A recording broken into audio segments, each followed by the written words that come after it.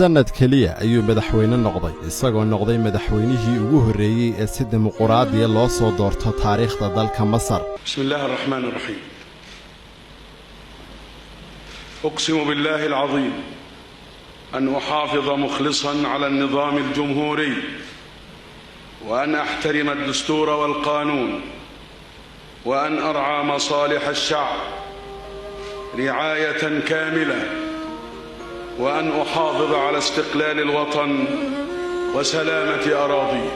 maxamed mursi madaxweynihii xoogga lagaga tuuray talada dalka Masar ayaa sida ay sheegeen mas'uuliyiin ka tirsan xukuumadda Masaaridu ku dhex geeriyooday maxkamad wax yar uun kadib markii uu suuxay maanta oo Axad ah 4:50 saacada magaalada Qaahira. Mursi oo ay da'diisu ahayd 67 jir ayaa xabsi ku jiray tan iyo markii talada dalkaas laga tuuray sanadkii 2013. madaxweynahan geeriyooday ayaa hore u lahaa xanuunka macaanka ama sonkorta, beer xanuun iyo cillado kaliyaha ah kuwaas oo intii uu xidhnaa aan si wanaagsan loo daryeelin. waxay ahayd sanadkii hore markii 3 xubnood oo ka socda baarlamaanka dalka Ingiriisku ay baadhitaan madax bannaan oo ay wadeen ay ku sheegeen daryeel la'aanta caafimaad ee haysata madaxweyne Mursi, taas oo ay ku sheegeen inay sababi karto geeri degdeg ah. balse xukuumadda Masaarida ayaa haba yaraatee aan dheg jalaq u siin.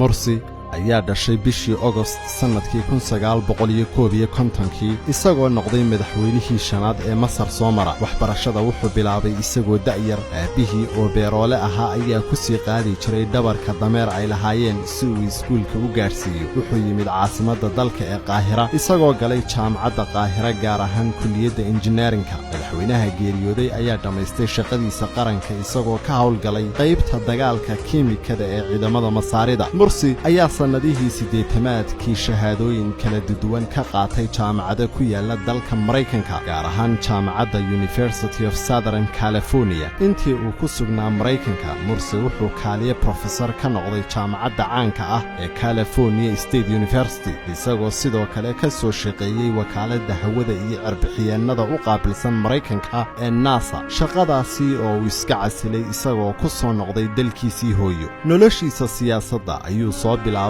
sanadkii 2000 markaasi oo baarlamaanka Masaarida doorasho ku soo galay. wuxuu ahaa hogaamiye islaami ah oo yar socod ah iyo qofkii ugu sareeyay ururka Masar laga mamnuucay ee Ikhwaanul Muslimiin. geeridiisa ayaa waxa ehelkiisii iyo shacabka reer Masarba uga tacsiyadeeyay madax dhowr ah. madaxweynaha Turkiga Recep Tayyip Erdogan ayaa yiri Ilaahay ha u naxariisto walaalkeen Mursi. Erdogan ayaa sheegay inuu Mursi u dhintay diintiisa iyo wixii uu aaminsanaa isagoo ku tilmaamay shahiid. amiirka dalka Qatar Sheikh Tamim bin Hamad Al Thani ayaa tacsi u diray qoyska Mursi iyo shacabka Masar isagoo yiri waxaana soo gaadhay geerida naxdinta badan ee Dr. Mursi. Ilaahay ayaa ina abuuray, xaqiisa ayaanaynu u noqonaynaa. qaramada midoobay, hay'adaha xuquuqul insaanka iyo dadka xorriyadda jecel ayaa tacsi u diray madaxweyne Mursi. xukuumadda Masar oo hore ugu eedaysay inuu yahay Mursi gargaaro cadow ayaa heegan sare gelisay ammaanka qaranka iyadoo